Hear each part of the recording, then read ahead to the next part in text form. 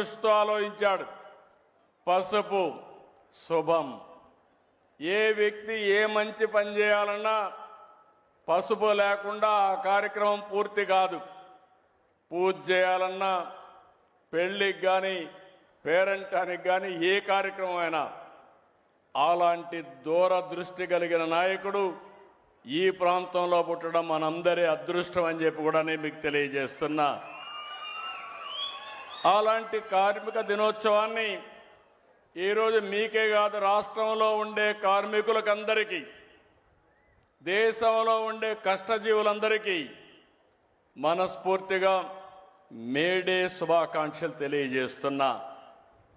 ఈరోజు నేను చూస్తున్నాను మా పేదవాళ్ళందరిలో, ఈరోజు నేను వస్తున్నానంటే దారిలో కూడా చూశాను. మీ ఆనందం చూసినప్పుడు నేను పడిన కష్టం మర్చిపోయి ఇంకా గట్టిగా కష్టపడాలనే ఆలోచన మా అందరికీ వస్తూ ఉంది.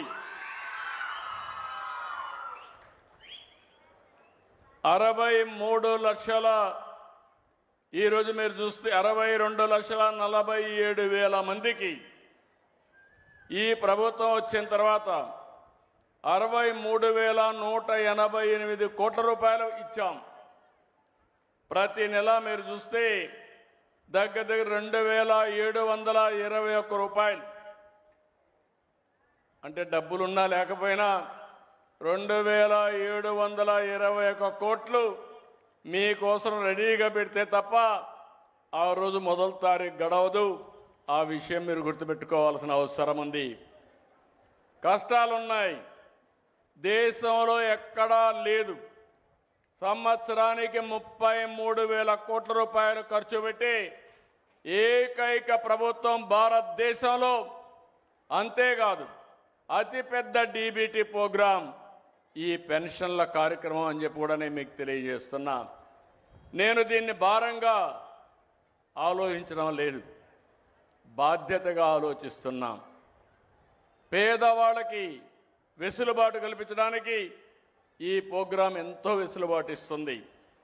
ఉదాహరణకు మీరు చూస్తే 4,000, దివ్యాంగులకు 6,000, కిడ్నీ పేషెంట్లు ఉంటే 10,000, మంచానికి పరిమితమైతే 15,000 మానవతా దృక్పథం ఇచ్చే ఏకైక ప్రభుత్వం ఆంధ్రప్రదేశ్లో ఉండే ఎన్డీఏ ప్రభుత్వం అని చెప్పి కూడా నేను మీకు తెలియజేస్తున్నా. ఇలాంటివన్నీ ఈ జిల్లాలను చూస్తే దగ్గర 2,34,000 మందికి ఇస్తున్నాం. 102 కోట్ల రూపాయలు ఇస్తున్నాం. ఇంకో పక్క ఎవరైనా భర్త చనిపోతే ఎక్కడ ఆలోచించే పని లేదు, ఎంత డబ్బులైనా పర్వాలేదు, ఆటోమేటిక్గా మీకు పెన్షన్ ఇచ్చే కార్యక్రమానికి శ్రీకారం చుట్టాం. అయితే ఈరోజు ఇంకొక పక్కన మీరు చూస్తే ఇప్పటి వరకు లక్షల మందికి పింఛన్లు ఇచ్చిన, అన్నా క్యాంటీన్లో ఆకలి తీర్చిన, దీపంతో వెలుగులు పంచిన, అన్ని పేదల కోసం, కష్టజీవుల కోసమే చేస్తున్నాం. 263 అన్నా క్యాంటీన్లు ఏర్పాటు చేశాం. దీనివల్ల డ్రైవర్లు, కూలీలు, కార్మికులు, అసంఘటిత కార్మికులు మధ్యాహ్నం ప్రశాంతంగా భోంచేసే పరిస్థితి తీసుకొచ్చాం. లేకపోతే మీరు సంపాదించే డబ్బుల్లో సగం హోటల్ ఖర్చుకే సరిపోయే పరిస్థితి వచ్చేది. ఈరోజు నేను ఒకటే మీ అందరికీ విజ్ఞప్తి చేస్తున్నాను. మిమ్మల్ని చూస్తున్నాం, మండు టెండర్లో పనిచేస్తున్నారు, జోరు వనల్లో పనిచేస్తున్నారు, ప్రమాదకర పరిస్థితుల్లో పనిచేస్తున్నారు. అలాంటి కర్షక కార్మికులకి మనస్ఫూర్తిగా ధన్యవాదాలు, సెల్యూట్ చేస్తున్నానని చెప్పి కూడా నేను మీకు తెలియజేస్తున్నా. మీ కష్టం వల్లనే ఈరోజు సమాజం ముందుకు పోగలుగుతూ ఉంది, అభివృద్ధి జరగగలుగుతూ ఉంది. రైతులు పంటలు పండించగలుగుతున్నారు, అందరికీ తిండి పెట్టే పరిస్థితికి వచ్చారని చెప్పి కూడా నేను మీకు తెలియజేస్తున్నా.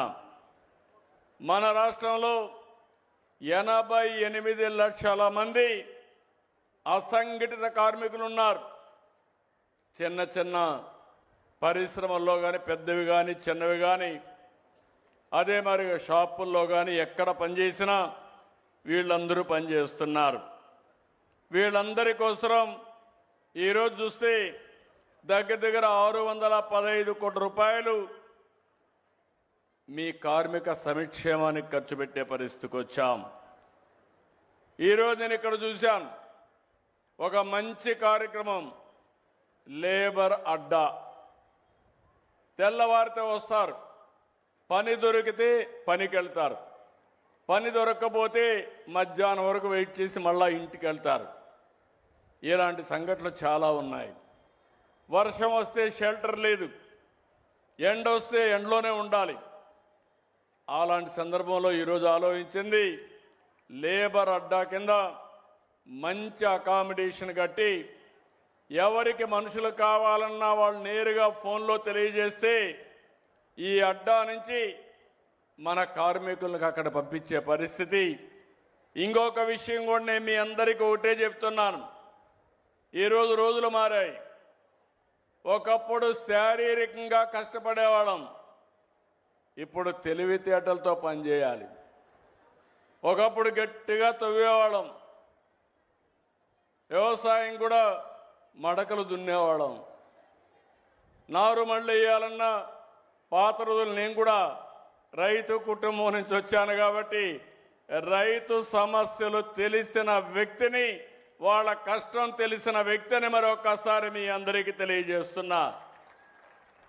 అది చూసిన తర్వాత ఈరోజు మొత్తం కూడా ఆధునీకరణలో ముందుకు పోతున్నాం.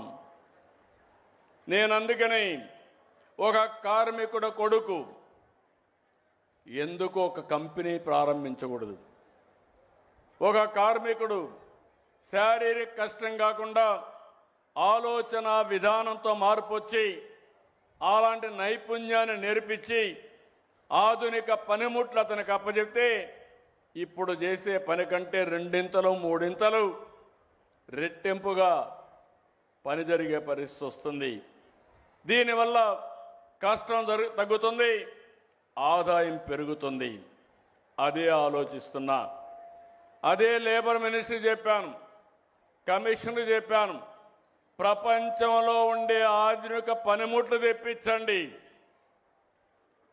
అవసరమైతే కొన్ని కంపెనీలను ఎంగేజ్ చేయండి.